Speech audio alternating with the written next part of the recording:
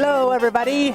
Today I will teach you how a car works. First, you got your little container things where fluidy stuff goes. Not important. Always ignore the fluidy stuff. It's just a way for mechanics to squeeze money out of you. You don't need it.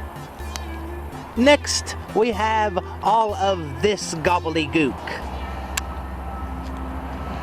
Not important either.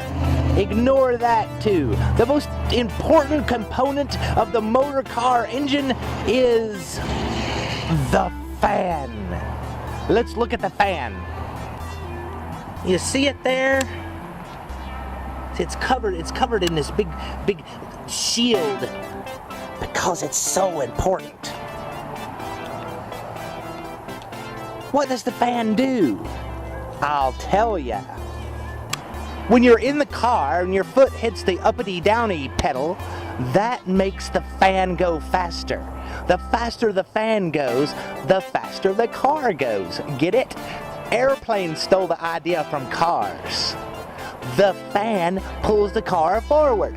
When you push the sideways pedal to make the car stop, that turns the fan in the opposite direction, which slows the car down. Bet you didn't know that, did you? And that is how a car works. You're welcome.